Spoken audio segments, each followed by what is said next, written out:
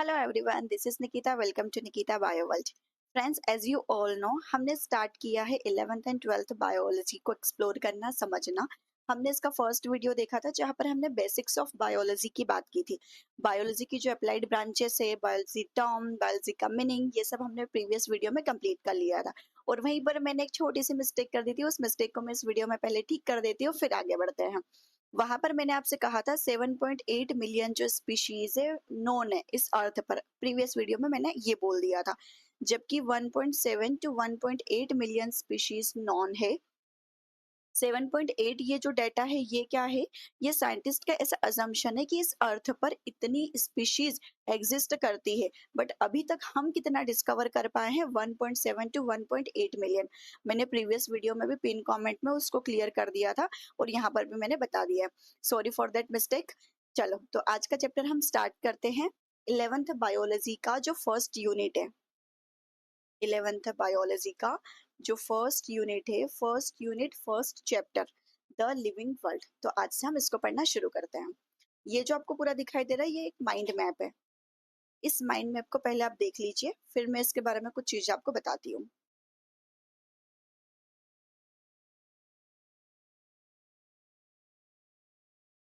Okay, तो आपने इसको देख लिया है। अब मैं आपको एक चीज बताती हूँ। जैसे द लिविंग वर्ल्ड है, द लिविंग वर्ल्ड में पहले हम चार चीजें पढ़ते थे। What is living, diversity in living world, taxonomic categories, और यहाँ पर है टेक्सोनोमिक एड्स। अभी क्या हुआ है, टेक्सोनोमिक एड्स तो टोटली हट चुका है हमारे सिलेबस से, ना एनसीईआरटी में है ना नीट सिलेबस में। तो टेक्सोनोमिक एड्स को हम नहीं पढ़ेंगे। लेकिन जो व्हाट इज लिविंग है, ये व्हाट इज लिविंग एनसीईआरटी में डिलीटेड है, एनसीईआरटी में ये नहीं है। लेकिन आपको नीट के सिलेबस में ये मिल जाएगा। तो हम क्या करेंगे, व्हाट इज लिविंग को पढ़ेंगे ही। और अगर ये नीट से भी डिलीट हो चुका होता तब भी हमें पढ़ना होता, क्योंकि व्हाट इज लिविंग यहाँ से तो चैप्टर की शुरुआत ही हो रही है, तो इसको तो हमें पढ़ना ही है। तो चलिए स्टार्ट करते हैं फिर। पहले मैं आपको बता दूं कि इस चैप्टर में क्या क्या डील करने वाले हैं हम।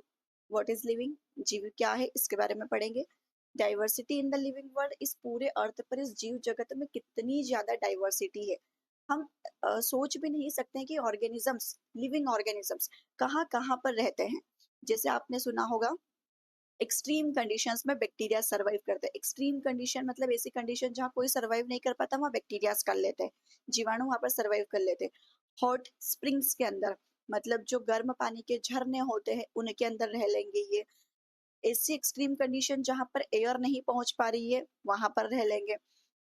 बहुत ज्यादा टेम्परेचर पर, बहुत कम टेम्परेचर पर, जमीन के अंदर, या फिर जो बर्फ होती है बर्फ की पट्टियों के नीचे, मतलब ये कहीं पर भी एग्जिस्ट कर सकते हैं। इतने ज्यादा डाइवर्स होते हैं। वो फंगस भी हो सकते हैं, बहुत सारे फंगस भी होते हैं जो ऐसी जगह पर ग्रो कर लेते हैं। बहुत सारे बैक्टीरिया तो होते ही है, आर्की बैक्टीरिया जिनको हम कहते हैं। तो जीव जगत में विविधता हमने पढ़नी है। फिर टेक्सोनोमिक कैटेगरीज, वर्गी के समवर्ग, इसके अंदर हम देखते हैं किंगडम के बारे में, स्पीशी के बारे में, जिनस, फाइलम, क्लास, ऑर्डर, इन सब के बारे में। तो ये जो पूरा एक हायरार्की बनता है, वो हायरार्की हम यहाँ पर कंप्लीट करते हैं। अब जब हम चैप्टर स्टार्ट करने जा रहे हैं तो चैप्टर में आपको अर्नेस्ट मेयर, एक साइंटिस्ट, महान वैज्ञानिक, इनके बारे में मिलेगा। इनसे भी पहले एक पैराग्राफ दिया हुआ है पूरा एक पेज पर। उसमें कुछ टर्मिनोलॉजीज लिखी हुई है, वो टर्मिनोलॉजीज भी हमें पता होना चाहिए। तो पहले यहाँ पर साइड में हम उन टर्मिनोलॉजीज को कंप्लीट करते हैं, देन अर्नेस्ट मेयर के बारे में पढ़ेंगे। वो क्या टर्मिनोलॉजीज है? एक आपको मिलेगा वहां पर एंथ्रोपोसेंट्रिक, जस्ट मिनट, एंथ्रोपोसेंट्रिक। एक टर्म मिलेगा आपको बायोसेंट्रिक। क्या मतलब है इन दोनों टर्म्स का? एंथ्रोपोसेंट्रिक का मतलब होता है इस अर्थ के सेंटर में साइंटिस्ट किसको मान रहे हैं? ह्यूमंस को मान रहे हैं, क्योंकि ह्यूमन तो ऑलवेज सुपीरियर। तो ह्यूमंस को क्या कर रहे हैं? अर्थ के सेंटर में मान रहे हैं। ह्यूमन ही सब कुछ है, ह्यूमन ही सबसे ज्यादा सुपीरियर है, ह्यूमंस के पास ही सारी चीजें हैं। अर्थ के सेंटर में ये टर्मिनोलॉजी बताती है कि कोई सा भी लिविंग ऑर्गेनिज्म हो सकता है, क्योंकि हर लिविंग ऑर्गेनिज्म की अपने आप में एक बहुत बड़ी इंपॉर्टेंस होती है। एक छोटा सा सूक्ष्म जीव भी अपने आप में बहुत ज्यादा महत्वपूर्ण है। हमने ये देखा हुआ है जो खाद्य श्रृंखला होती है, खाद्य जाल होती है, अगर एक ट्रॉफिक लेवल से किसी ऑर्गेनिज्म को हटा दिया जाए तो पूरा इकोसिस्टम गड़बड़ हो सकता है, पूरा खाद्य श्रृंखला, खाद्य जाल डिस्टर्ब हो जाती है, food chain, food web affect होती है। तो बायोसेंट्रिक टर्म ज्यादा बेटर है। ये क्या कह रही है? अर्थ के सेंटर में सारे लिविंग ऑर्गेनिजम्स आते हैं, क्योंकि हर एक का अपना एक महत्व होता है। और एंथ्रोपोसेंट्रिक क्या है? ज्यादा ह्यूमन सेंटर्ड बातें कर रही है, ह्यूमन को ही अर्थ के सेंटर में मान रही है, ह्यूमन ही सब कुछ है। तो ये दो टर्म्स के बारे में आपको समझ में आया होगा।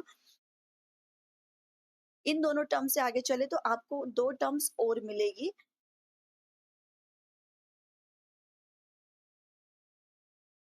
एक है इनएनिमेट, एक टर्म है आपके पास इनएनिमेट, एक टर्म है एनिमेट।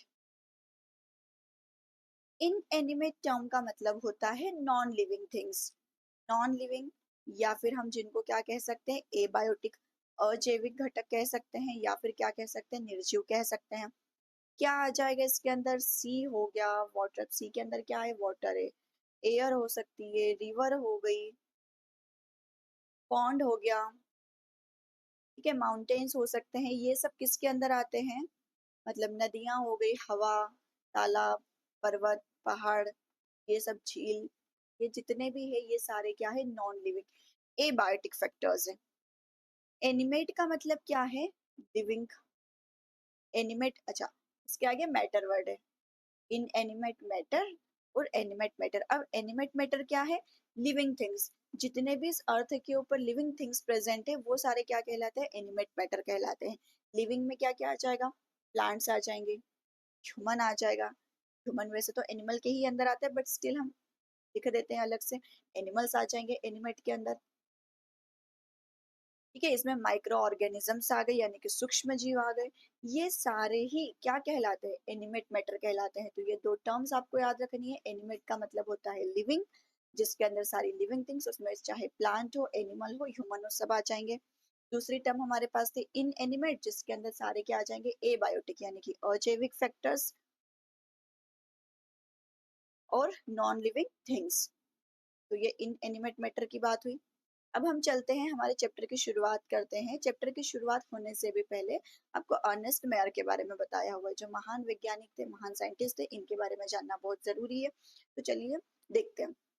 1904 से 2004 इनका क्या है? लाइफ स्पेन है, मतलब इनका जो जीवन काल रहा लगभग 100 सालों तक का रहा। इनको डार्विन ऑफ 20th सेंचुरी कहा जाता है, 20वीं शताब्दी का डार्विन इनको कहा जाता है। डार्विन के बारे में हमने सुना हुआ है, इवोल्यूशन के लिए जिन्होंने बहुत ज्यादा काम किया है, इवोल्यूशन को जिन्होंने बहुत अच्छे से समझाया, बहुत बड़ा योगदान है बायोलॉजी या साइंस में, साइंस की फील्ड में, किनका? डार्विन का। तो 20th सेंचुरी के डार्विन किसको कह रहे हैं? अर्नेस्ट मेयर को। इतनी बड़ी उपाधि दे रहे हैं, इनको किनसे कंपेयर किया जा रहा है? डार्विन साहब से कंपेयर किया जा रहा है। ट्रिपल क्राउन ऑफ बायोलॉजी की इनको संज्ञा दी जाती है। ट्रिपल क्राउन ऑफ बायोलॉजी का क्या मतलब है? इनको बायोलॉजी के फील्ड में तीन अलग अलग प्रकार के प्राइजेस मिले हुए हैं। जैसे पहला आप लिखोगे बेल्जन प्राइज, बेल्जन प्राइज। दूसरा इनको मिला हुआ है international prize, international prize for biology. जीव विज्ञान के लिए अंतरराष्ट्रीय पुरस्कार, prize for biology. And the last one is Crafoord prize, Crafoord prize.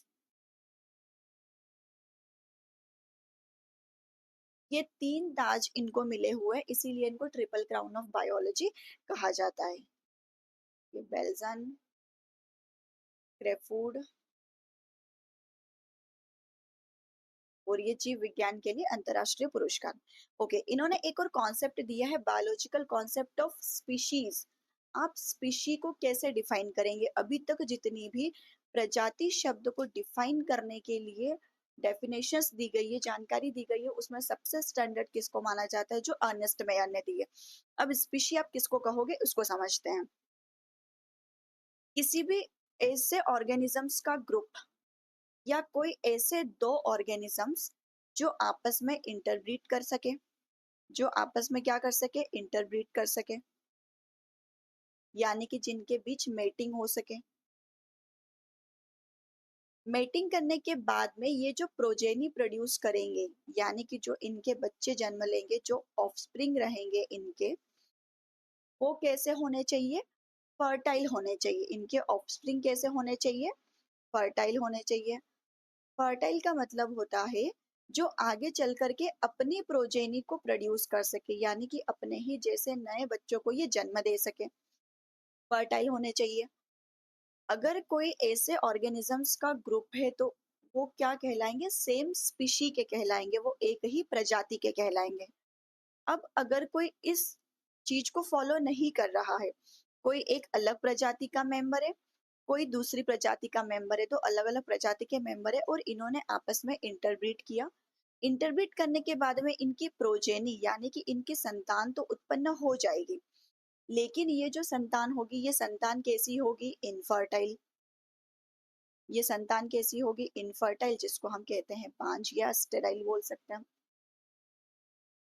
ये किस कारण से हुआ है? दो डिफरेंट डिफरेंट स्पीशी, दो डिफरेंट डिफरेंट प्रजाति के बीच में क्या होने के कारण? मेटिंग होने के कारण। तो बायोलॉजिकल कॉन्सेप्ट ऑफ स्पीशी में यही कहा है अर्नेस्ट मेयर ने कि अगर कोई दो ऑर्गेनिज्म आपस में इंटरब्रीड करके न्यू प्रोजेनी को प्रोड्यूस कर रहे हैं और वो प्रोजेनी भी क्या है? फर्टाइल है, आगे अपने बच्चे को जन्म दे पा रही है, फर्टाइल बच्चों को जन्म दे पा रही है, तो इसका मतलब कि वो सेम स्पीशी को, सेम प्रजाति को बिलोंग कर रहे हैं। अगर दो डिफरेंट प्रजातियों के बीच ऐसा होगा तो फिर जो न्यू बच्चे का जन्म होगा वो कैसा होगा? इनफर्टाइल होगा। इसका बेस्ट एग्जाम्पल हम पहले देख लेते हैं। बहुत सारे इसके एग्जाम्पल है, लेकिन आगे हमें रिप्रोडक्शन टॉपिक को और भी डिस्कस करना है, तो हम वहां पर और भी एग्जाम्पल्स को देख लेंगे। आपने नाम सुना होगा खच्चर, म्यूल जिसे हम कहते हैं, म्यूल। ये किसके कारण से, किसने बनाया है? यहाँ पर होता है मेल डोंकी, जिसको हम क्या कहते हैं? जैक। और यहाँ पर है फीमेल हॉर्स, जिसको हम कहते हैं मेयर। अब इन दोनों के रिप्रोडक्शन से, इन दोनों के जनन करने के कारण जो प्रोजेनी यहाँ पर बनी है वो कौन है? म्यूल है, खच्चर है। और ये खच्चर कैसा है? इनफर्टाइल है। यानी कि आगे अगर आपको और भी खच्चर चाहिए तो आप इस म्यूल से नहीं उनको प्राप्त कर सकते हैं। वापस से मेल डोंकी और फीमेल हॉर्स का ही रिप्रोडक्शन होगा, इन दोनों का ही आपस में इंटरब्रीडिंग होगी और नए खच्चर का जन्म होगा। तो ये जो बच्चे का जन्म हुआ ये कैसा है? इनफर्टाइल है, क्योंकि ये दोनों ही अलग अलग प्रजाति को बिलोंग करते हैं। अलग अलग प्रजाति के होने के बावजूद भी जब इंटरब्रीड किया जाएगा तो जो न्यू प्रोजेनी प्रोड्यूस होगी, जो नए बच्चे का, नए संतान की उत्पत्ति होगी, वो आगे नई संतान को उत्पन्न नहीं कर पाएगी। तो ये सिंपल सा कॉन्सेप्ट था, अर्नेस्ट मेयर ने दिया था जो। अब आगे बढ़े चैप्टर में और हम देखिए हमारी जो फर्स्ट हेडिंग हमारे पास आती है चैप्टर के शुरू होते ही, व्हाट इज लिविंग। अब इस चीज को डिस्कस करें तो व्हाट इज लिविंग यानी कि जीव क्या है। अब किसी भी जीवित जीव को, किसी भी लिविंग ऑर्गेनिज्म को बताने के लिए हमारे पास दो तरीके के फीचर्स होते हैं, दो तरीके के लक्षण होते हैं। एक कहे जाते हैं डिफाइनिंग फीचर्स, ऐसे लक्षण जो हर जीवित में उपस्थित होंगे ही होंगे। कुछ है नॉन डिफाइनिंग फीचर्स, जो जीवित में तो है ही है, लेकिन आपको नॉन लिविंग के अंदर भी मिल जाएंगे, किसी निर्जीव वस्तु के अंदर भी ये लक्षण आपको दिखाई दे सकते हैं। जबकि यहाँ पर जो डिफाइनिंग कैरेक्टरिस्टिक्स है, जो डिफाइनिंग फीचर्स है, ये आपको सिर्फ और सिर्फ लिविंग में ही मिलेंगे, किसी भी नॉन लिविंग के अंदर, किसी भी निर्जीव के अंदर ये लक्षण आपको दिखाई नहीं दे सकते। जबकि नॉन डिफाइनिंग फीचर आपको लिविंग में भी मिल सकते हैं और नॉन लिविंग यानी कि निर्जीव में भी मिल सकते हैं। इस बात को समझिए, present in 100% organism, not present in any non living. मतलब 100% ऑर्गेनिजम्स के अंदर ये बातें उपस्थित होगी ही होगी, ये किसी भी नॉन लिविंग के अंदर हो ही नहीं सकती है। इसका कोई अपवाद ही नहीं है कि ये किसी के अंदर उपस्थित हो। चेतना, उपापचय क्रियाएं, कोशिकीय संगठन, ये किसी भी नॉन लिविंग के अंदर आपको दिखाई नहीं देगी। ये सिर्फ और सिर्फ किसका फीचर है? किसी भी लिविंग का, यानी कि ये 100% ऑर्गेनिजम्स में प्रेजेंट है, जबकि ये किसी भी नॉन लिविंग में नहीं है। जबकि इसकी बात करें रिप्रोडक्शन, रिप्रोडक्शन आपको किसके अंदर दिखाई देगा? लिविंग के अंदर तो दिखाई देगा, किसी भी लिविंग के अंदर तो दिखाई देगा, लेकिन हर लिविंग रिप्रोडक्शन करे ये जरूरी नहीं है। इसका एग्जाम्पल अभी हमने देखा, म्यूल। म्यूल तो एक लिविंग है, लेकिन फिर भी वो क्या रिप्रोडक्शन कर पा रहा है? नहीं कर पा रहा है। तो इसका मतलब ये क्या है? Non defining feature. अगर कोई रिप्रोडक्शन नहीं कर पा रहा है, इसका मतलब आप ये नहीं बोल सकते कि वो निर्जीव है।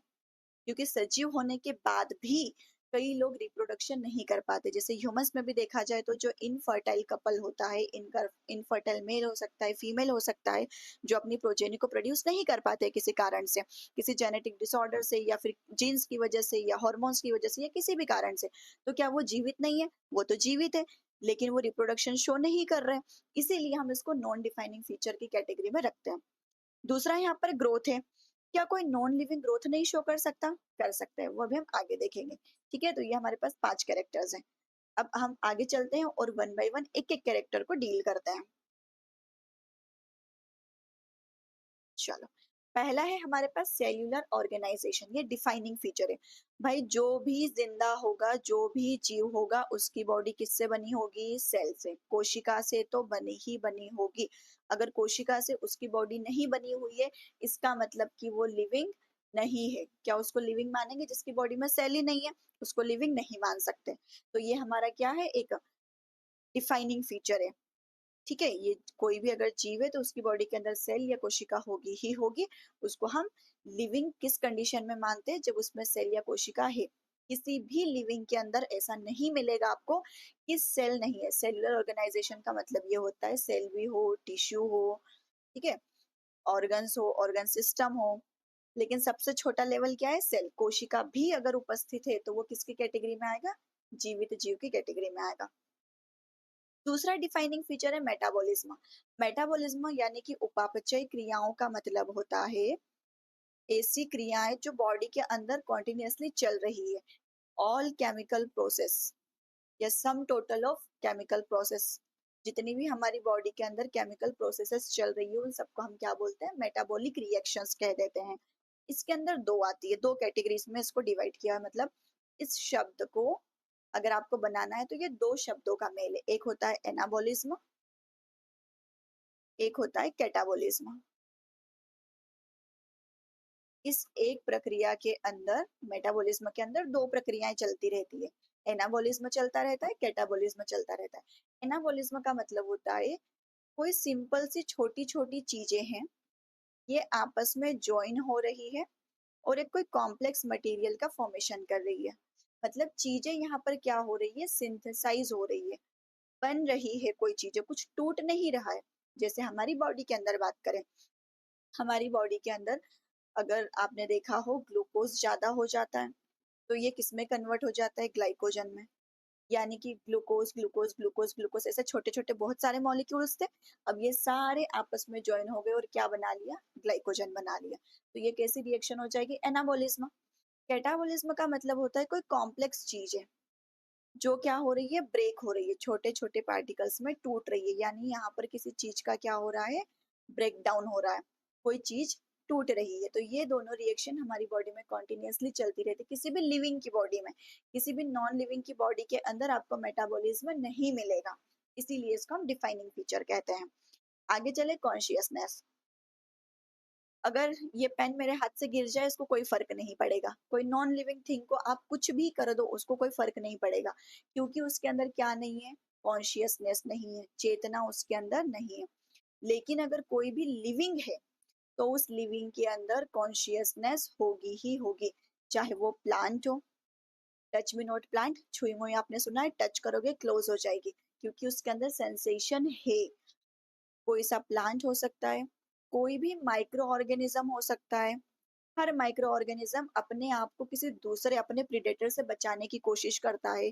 किसी भी स्टिमुलस, स्टिमुलस का मतलब क्या होता है? बाहर से कोई भी उद्दीपन मिलेगा उसको, बाहर से कोई भी एक्टिविटी मिलेगी तो वो उसके अगेंस्ट रिस्पॉन्स करता है। रिस्पॉन्स कैसा भी हो सकता है, लेकिन बाहर से अगर उसको कुछ भी स्टिमुलस मिलेगा तो वो क्या देगा? इसका रिस्पॉन्स देगा। तो वो रिस्पॉन्स दे, तो जो रिस्पॉन्स देता है उसी को तो हम क्या बोल रहे हैं? कॉन्शियसनेस।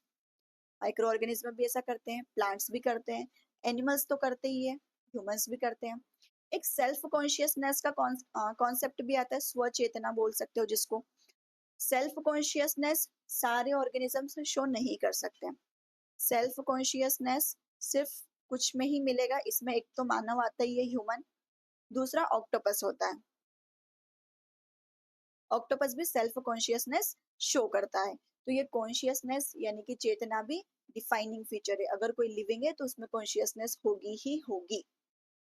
नॉन डिफाइनिंग फीचर्स की बात करें, रिप्रोडक्शन। अब जो लिविंग है, मतलब जो जिंदा है, लेकिन वो रिप्रोडक्शन नहीं कर पा रहा है, तो क्या उसको लिविंग नहीं मानेंगे? जैसे कि कोई इनफर्टाइल मेल या फीमेल हो गया, यानी कि जो बांझ महिला या पुरुष हो सकते हैं, इनफर्टाइल मेल फीमेल। ये किसी कारण से अगर रिप्रोडक्शन नहीं कर पा रहे हैं, तो क्या ये लिविंग नहीं है? नहीं, ऐसा नहीं है। जैसे कि एक एग्जांपल बताती हूँ, जैसे कि हो गया लाइगर।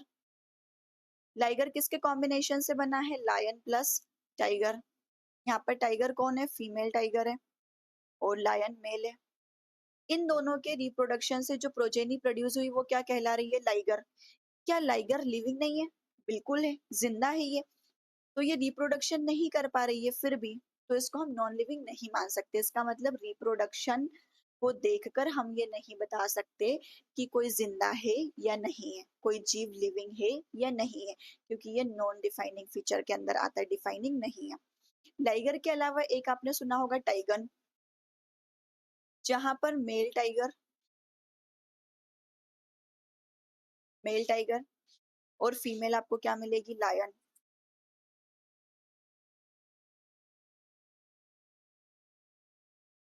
इसके कॉम्बिनेशन से क्या बना है यहाँ पर? टाइगन। क्या टाइगन लिविंग नहीं है? बिल्कुल है, लेकिन ये इनफर्टाइल है। म्यूल का एग्जाम्पल हमने देख लिया। तो ये सारे ही एग्जाम्पल्स है जो कि इनफर्टाइल है, जो कि रिप्रोडक्शन नहीं कर पा रहे हैं, लेकिन फिर भी ये जिंदा है। तो रिप्रोडक्शन हमारे लिए क्या हो गया है? एक नॉन डिफाइनिंग फीचर। एक लास्ट हमारे पास आता है ग्रोथ। अब अगर कोई लिविंग है, क्या सिर्फ और सिर्फ वही ग्रोथ कर सकता है? जो लिविंग है वो तो ग्रोथ करेगा ही करेगा। हमारा जब जन्म हुआ था तब हम एक छोटे से शिशु बनने से पहले भी हम सिर्फ और सिर्फ क्या थे? एक जाइगोट थे, एक युग्मज थे, दो सेल का कॉम्बिनेशन थे। लेकिन यहाँ से हम एक मल्टी सेल्यूलर ऑर्गेनिज्म बन गए, मल्टी सेल्यूलर ऑर्गेनिज्म बन गए। तो हमने क्या किया? ग्रोथ तो की है, मतलब हमारी सेल्स ने क्या किया है? डिवीजन किया है। सेल विभाजन, कोशिका विभाजन हुआ है, हमारा सेल डिवीजन भी हुआ है, और सेल ग्रोथ भी हुआ है, मतलब सेल में वृद्धि भी हुई है। तो यहाँ पर हम क्या मानेंगे? जो ग्रोथ है वो क्या नॉन लिविंग में नहीं होती है? होती है। ये तो हमने लिविंग की बात की कि लिविंग के अंदर तो ग्रोथ हो रही है, लेकिन ये नॉन लिविंग के अंदर भी शो हो जाती है। जैसे सैंड ड्यून्स आपने सुना होगा, जो रेत के टीले होते हैं। जैसे एक रेगिस्तान में अगर हवा चल रही है, बहुत ज्यादा तूफान आ रहा है, तो एक यहाँ पर टीला था। अब यहाँ की जो रेत है वो पूरी उड़ करके यहाँ जमी जमा होने लग गई। यहाँ जमने के बाद में वो टीला यहाँ से तो छोटा हो गया, यहाँ से क्या हो गया? छोटा हो गया, और अब वो कहाँ ट्रांसफर हो गया? यहाँ ट्रांसफर हो गया। एक जगह पर आपने देखा कि एक जगह की रेत ने दूसरी जगह पर जाकर के अपना प्लेस बना लिया है। मतलब ग्रोथ तो की है, यहाँ पर कहीं ना कहीं पर पहले से कुछ तो रेत का ढेर रहा होगा। यहाँ पर क्या रहा होगा? कुछ तो रेत का ढेर रहा होगा। तो इसने भी क्या किया? इस रेत के टीले ने भी क्या किया? ग्रोथ की। तो इसने ग्रोथ की, तो क्या इसको हम लिविंग मान लेंगे? इस रेत के टीले को क्या लिविंग मान लेंगे? नहीं। माउंटेन्स हो सकते हैं। माउंटेन्स भी कैसे बने होंगे? डायरेक्टली पहले ही दिन से इतना बड़ा पहाड़ तो बन के खड़ा हो नहीं गया होगा। कुछ उसके ऊपर जमते जमते छोटी छोटी चीजें उसके ऊपर इंक्लूड होते होते इतना बड़ा माउंटेन बना होगा। तो क्या वो लिविंग है? नहीं। उसने ग्रोथ तो शो की, लेकिन क्या वो लिविंग है? नहीं। तो हम ग्रोथ को भी डिफाइनिंग फीचर नहीं मानते हैं। जब हम बात करते हैं किसी लिविंग ऑर्गेनिज्म की, तो लिविंग ऑर्गेनिज्म के अंदर जो ग्रोथ होती है वो दो तरीके से हो सकती है। लिविंग ऑर्गेनिज्म के अंदर ग्रोथ दो तरीके से हो सकती है। एक होती है इंट्रिंसिक, एक होती है एक्सट्रिंसिक। इंट्रिंसिक ग्रोथ का मतलब होता है कि बॉडी की जो सेल्स है, मतलब बॉडी की जो कोशिकाएं हैं, बॉडी की जो सेल्स है, वो इंटरनली ग्रोथ कर रही है, डिवीजन कर रही है। एक्सट्रिंसिक का मतलब होता है कोई सेल डिवीजन नहीं हो रहा है, सेल ग्रोथ नहीं हो रही है, बस बॉडी के ऊपर कोई चीज जमती जा रही है। जैसे बॉडी के ऊपर मेल का जमना, अगर मेल जम जाए, कोई डस्ट पार्टिकल्स बॉडी के ऊपर बहुत ज्यादा जम गए, कोई पेड़ है, पेड़ का स्टेम है, उसके ऊपर धूल मिट्टी आकर के या फिर कोई लेटेक्स जब वो निकालता है, लेटेक्स रिलीज कर रहा है, उसके ऊपर कोई बाहरी परत अगर जमा होने के कारण उसकी थिकनेस बढ़ गई है, तो वो ग्रोथ क्या कहलाएगी? एक्सट्रिंसिक। तो एक्सट्रिंसिक ग्रोथ को तो आप कभी भी और डिफाइनिंग फीचर मान ही नहीं सकते हैं। वैसे तो हम ग्रोथ को ही नहीं मानते हैं कि ग्रोथ डिफाइनिंग फीचर है, बट उसमें भी अगर इंट्रिंसिक ग्रोथ की बात करें तो इंट्रिंसिक ग्रोथ फिर भी सिर्फ और सिर्फ किसका कैरेक्टरिस्टिक फीचर होती है? लिविंग्स का होती है। मतलब लिविंग ऑर्गेनिज्म की बॉडी के अंदर ही केवल और केवल क्या हो सकती है? सेल्स की ग्रोथ हो सकती है, कोशिकाओं की ग्रोथ हो सकती है, सेल डिवीजन हो सकता है। तो आई होप आपको ये defining features, non defining features clear हुए होंगे। अगर अभी भी आपको क्लियर नहीं हुआ है तो आप मुझे कमेंट करना, मैं आपको एक बार फिर से इसको शॉर्ट वीडियो बना करके एक्सप्लेन कर दूंगी। अब नेक्स्ट हमारा जो टॉपिक है हमारे पास, diversity in the living world. Diversity का मतलब क्या है? यहाँ पर विविधता। हमें पता है इस अर्थ पर मोनेरा यानी कि बैक्टीरियाज भी है, फंगस भी है, प्लांट्स भी है, ठीक है, एनिमल्स भी है, माइक्रो ऑर्गेनिज्म यानी कि सूक्ष्म जीव ही भी है, बहुत बड़े बड़े जीव भी है। प्लांट्स में एकदम छोटे छोटे से प्लांट्स जिनको हम एल्गी कहते हैं, एल्गी से लेकर के बड़े बड़े ट्रीज तक जिनकी हाइट बहुत ज्यादा है, जिनका लाइफ स्पेन बहुत बड़ा सा है, ऐसे ऑर्गेनिज्म भी प्रेजेंट है। बैक्टीरियाज, कुछ बैक्टीरियाज हमारे घर में भी मिलते हैं, हम खाने में भी जिनका उपयोग कर लेते हैं। कुछ बैक्टीरियाज ऐसे होते हैं जो एक्सट्रीम कंडीशंस में रहते हैं, थर्मो एसिडोफाइल्स कंडीशन में, मतलब बहुत ज्यादा टेम्परेचर, बहुत ज्यादा एसिडिक कंडीशन, ऐसी जगह पर भी रह लेते हैं। मतलब डाइवर्सिटी इस अर्थ के ऊपर बहुत ही ज्यादा है। अभी तक जैसे मैंने आपको स्टार्टिंग में ही कहा था, 1.7 टू 1 मिलियन स्पीशीज अभी तक डिस्कवर हो चुकी है। इतनी 17 लाख से लेकर 18 लाख स्पीशीज प्रजातियां हमारी अर्थ पर अभी उपस्थित है। तो इतनी ज्यादा डाइवर्सिटी इस अर्थ के ऊपर है। हर एक ऑर्गेनिज्म की स्टडी कर पाना अकेले इजीली, इनकी स्टडी कर पाना बहुत कॉम्प्लिकेटेड है, बहुत मुश्किल है। दूसरा, हर एक ऑर्गेनिज्म को अगर आपको स्टडी करना है, मतलब एक स्पीशी को स्टडी करना है, तो उस हर एक ऑर्गेनिज्म का कुछ एक नाम भी होना चाहिए। जैसे मान लीजिए, अब मैंने कहा कि प्लांट है, अब प्लांट को एमपी मध्य प्रदेश के अंदर इसको बरगद कहा जाता है, कहीं पर इसको वट वृक्ष कहा जाता है, कहीं पर इसको बड़ कहा जाता है, या बड कह सकते हैं जिसको बड़ का पेड़ कहा जाता है। अब ये जो बेनियन ट्री है, इसको इंग्लिश में बेनियन ट्री कहेंगे, किसी और जगह पर कुछ और लोकल नेम से जाना जाएगा, वर्नेक्युलर नेम से जाना जाएगा। तो उस कंडीशन में इनकी स्टडी बहुत ही टफ हो जाती। लेकिन इस चीज को रिजॉल्व करने के लिए क्या किया गया है? नॉमेनक्लेचर को इंट्रोड्यूस किया गया है। नॉमेनक्लेचर, नाम पद्धति जिसको हम कहते हैं, हर एक ऑर्गेनिज्म जो कि नया डिस्कवर हो रहा है, आप अगर अपने स्टेट को छोड़कर दूसरे स्टेट में जाएंगे, वहां पर आपको कुछ न्यू स्पीशीज मिल जाएंगे, कुछ न्यू ऑर्गेनिज्म मिल जाएंगे। अपने विलेज को छोड़ करके दूसरे विलेज, अपनी सिटी को छोड़कर दूसरी सिटी, किसी भी नए एरिया में जाएंगे, न्यू प्लेस पर जाएंगे, तो आपको वहां पर नए ऑर्गेनिजम्स मिलेंगे ही मिलेंगे। तो हर सिंगल डे आपको कुछ नए ऑर्गेनिजम्स मिल रहे हैं। अभी नए ऑर्गेनिजम्स की स्टडी को इजी बनाने के लिए पहले तो इनका नाम रखना जरूरी है, यानी कि इनका नॉमेनक्लेचर जरूरी है। तो नाम रखने की प्रक्रिया, नॉमेनक्लेचर दो तरीके का होता है। मतलब जो मानक है, जिसको हम मानते हैं, वो बाइनोमियल नॉमेनक्लेचर है। समझते हैं इसको। नॉमेनक्लेचर क्या है? पहले तो नाम पद्धति। कोई भी नया ऑर्गेनिज्म अगर आपने ढूंढा, तो उस ऑर्गेनिज्म का आपको क्या करना पड़ेगा? नामकरण करना पड़ेगा, यानी कि उसका नाम रखना पड़ेगा। क्योंकि एक ही ऑर्गेनिज्म को अलग अलग जगह पर अलग अलग नामों से जानते हैं, लेकिन एक स्टैंडर्ड नाम, एक साइंटिफिक नाम, एक उसका वैज्ञानिक नाम होना बहुत जरूरी है, ताकि इंडिया के वैज्ञानिक और अगर अमेरिका के वैज्ञानिक आपस में बात करें और अगर उन्होंने बोल दिया मैंजिफेरा इंडिका, तो कोई भी साइंटिस्ट हो उसको ये समझ में आ जाएगा मैंगो की बात हो रही है। लेकिन अगर मैंगो के ही आप डिफरेंट डिफरेंट नाम देखो, तो इंडिया में ही इतनी ज्यादा डाइवर्सिटी है, इंडिया में ही इतने ज्यादा वेराइटी ऑफ नेम होते हैं इस मैंगो के। तो इस चीज को आसान करने के लिए साइंटिस्ट ने क्या किया है? नॉमेनक्लेचर, नाम पद्धति बनाई है। बाइनोमियल नॉमेनक्लेचर के जो फादर है वो हम किनको मानते हैं? कैरोलस लीनियस को। कैरोलस लीनियस, कैरोलस लीनियस ने ही क्या किया था? बाइनोमियल नॉमेनक्लेचर, द्विपदनाम पद्धति को इंट्रोड्यूस किया था। कैरोलस लीनियस इनका जो नाम है वो भी इन्होंने इस बाइनोमियल नोमेनक्लेचर के अकॉर्डिंग ही रखा। बाइनोमियल नोमेनक्लेचर द्विपद में क्या है, दो पद है।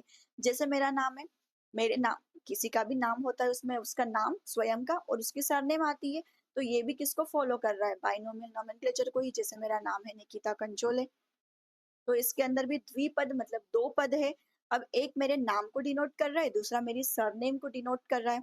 वैसे ही हम किसी भी ऑर्गेनिज्म का, प्लांट का, न्यू स्पीशी का, किसी का भी अगर नाम लिखेंगे तो उसमें दो पद रहेंगे और उन दो पद में एक रहेगा जीनस और एक रहेगी स्पीशी यानी कि उसकी प्रजाति, एक उसका वंश और एक उसकी क्या रहेगी, प्रजाति। कैरोलस लीनियस ने इसी बाइनोमियल नोमेनक्लेचर को बताने के लिए कुछ बुक्स लिखी थी। दो बुक्स है इनकी, फिलोसोफिया बोटानिका, फिलोसोफिया बोटानिका, ये प्लांट्स के लिए इन्होंने लिखी थी। और जो दूसरी इनकी बुक है सिस्टेमा नेचुरी, इसमें इन्होंने एनिमल्स की बात की थी। ट्राइनोमियल नोमेनक्लेचर में क्या होता है, जीनस आएगा, स्पीशी आएगी और लास्ट में क्या आ जाता है, एक सब स्पीशी इंक्लूड हो जाती है, उप प्रजाति इंक्लूड हो जाती है। ट्राइनोमियल नोमेनक्लेचर थोड़ा सा ज्यादा लेंदी हो जाता है। जैसे मेरा नाम, फिर मेरी सरनेम और फिर एक और सरनेम, तो तीन शब्द बहुत ज्यादा बड़े हो जाते हैं ट्राइनोमियल नोमेनक्लेचर को, इसीलिए हम नहीं मानते। हम किसका यूज करते हैं, बाइनोमियल नोमेनक्लेचर का। कभी कभी ऐसा होता है कि जीनस और स्पीशी कई सारे ऑर्गेनिज्म का सेम होता है, जीनस नेम और स्पीशी नेम जब सेम हो तो इनको हम आपस में कहते हैं टोटोनिम्स। इसको क्या कहा जाता है, टोटोनिम्स। जैसे रेट का साइंटिफिक नेम आपने सुना होगा, रेटस रेटस, रेटस रेटस। तो ये इसका जीनस, ये इसकी स्पीशी दोनों सिमिलर है, इनको हम आपस में क्या कहते हैं, टोटोनिम्स कहते हैं। अब यहाँ पर बाइनोमियल नोमेनक्लेचर तो हमने देख लिया, कैरोलस लिनियस ने दे दिया। लेकिन मान लीजिए आपने कोई नया प्लांट डिस्कवर कर लिया, कोई नई स्पीशी का कोई प्लांट, कोई ऐसा प्लांट जो पहले था ही नहीं, तो उस प्लांट का नाम कौन रखेगा। अगर प्लांट है तो international code for botanical nomenclature, ये इंस्टीट्यूट ऑर्गेनाइजेशंस हैंडल करते हैं। जो प्लांट को अगर नाम देना है तो आईसीबीएन देगा, किसी एनिमल को नाम देना है तो आईसीजेडएन देगा, किसी बैक्टीरिया को नाम देना है तो आईसीएन भी देगा। इनके फुल फॉर्म बहुत इंपॉर्टेंट है, इनको आप याद कर लीजिए, इंटरनेशनल कोड फॉर, हम बॉटनिकल यानी कि प्लांट की बात करें, बोटानिकल नोमेनक्लेचर। अगर किसी एनिमल को डिस्कवर किया है तो international code for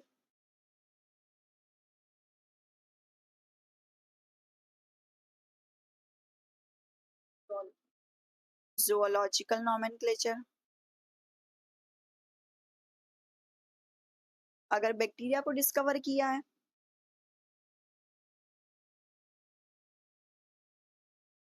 international code of nomenclature of bacteria, nomenclature of bacteria. किसी जीवाणु को अगर किसी ने डिस्कवर किया, कोई माइक्रोस्कोपिक ऑर्गेनिज्म है उसको डिस्कवर किया, तो उसको नाम देने का काम कौन करेगा, आईसीएन भी करेगा। अब नाम देने का ऐसा नहीं है कि साइंटिस्ट का कुछ भी मन हुआ कुछ भी नाम दे दिया, इसके लिए कुछ रूल सेट किए गए हैं। वो रूल्स क्या है वो देख लेते हैं। इन रूल्स में सबसे पहले रूल आता है आपके पास कि जब भी आप किसी भी ऑर्गेनिज्म का साइंटिफिक नेम लिखेंगे तो उस साइंटिफिक नेम को आप पहले तो कैसे लिखेंगे, वो लैटिन लैंग्वेज का होगा, ठीक है, और लैटिन ओरिजिन का होता है। और उसको लिखने का तरीका क्या होता है, आप उसको इटैलिक में लिखेंगे। इटैलिक मतलब थोड़े से टेढ़े अक्षर हो जाते हैं, जब आप टाइपिंग करते हो तो इटैलिक अगर आप इनेबल्ड कर देते हो तो टेढ़े अक्षर हो जाते हैं, उसको इटैलिक बोलते हैं। तो इटैलिक होने चाहिए। अगर आप इसको हैंड रिटन कर रहे हो, अगर हाथों से नाम लिख रहे हो, किसी भी साइंटिफिक नेम लिख रहे हो किसी ऑर्गेनिज्म का, किसी प्लांट का, तो फिर आप क्या करोगे, उसे सेपरेटली अंडरलाइन करोगे। जैसे मैंने अभी यहाँ पर लिखा था rates rates.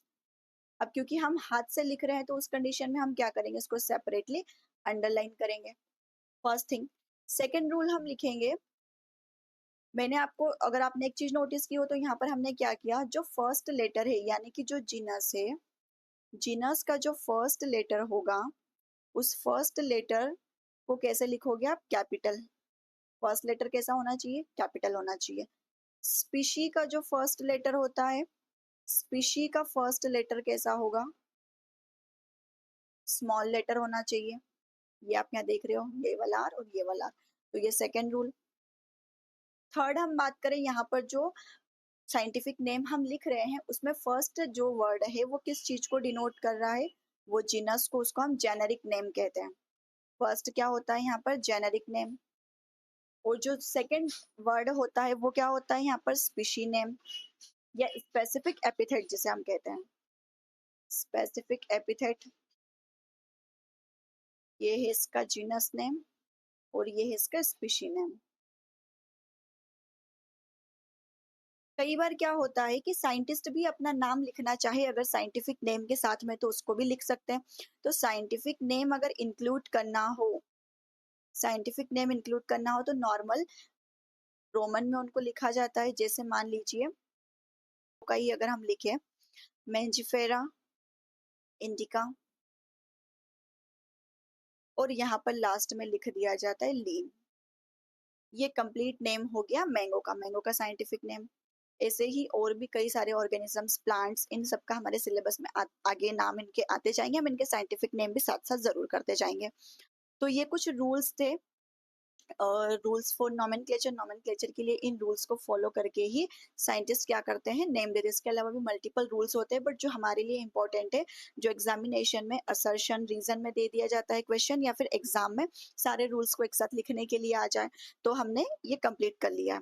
In the next video हम बात करेंगे टेक्सोनोमी के बारे में। टेक्सोनोमी क्या है? क्लासिफिकेशन, क्लासिफिकेशन, आइडेंटिफिकेशन, कैरेक्टराइजेशन, ये कुछ टर्म्स आपने सुनी होगी। तो हमारे नेक्स्ट टॉपिक में, नेक्स्ट वीडियो में हम टेक्सोनोमी कवर करेंगे। एंड लास्ट हमारे पास रहेगा टेक्सोनोमिक कैटेगरीज। Taxonomic categories. तो सेकंड पार्ट में हमारा सेकंड पार्ट में हमारा द लिविंग वर्ल्ड फिनिश हो जाएगा। लिविंग वर्ल्ड कंप्लीट होने के बाद में आपको इसके एमसीक्यू प्रैक्टिस वीडियो भी मिलेगा। तो अच्छे से पढ़िए, समझिए इस वीडियो को। अगर थोड़ा भी कुछ समझ आया हो तो निकिता बायोवर्ड के साथ जुड़े रहिए, और अगर कुछ भी डाउट हो, कोई कमेंट करना चाहें आप, तो बिल्कुल बताइए। उस डाउट को मैं नेक्स्ट वीडियो में जरूर क्लियर करूंगी। कुछ मिस्टेक हुई हो तो उसके लिए माफी चाहती हूँ।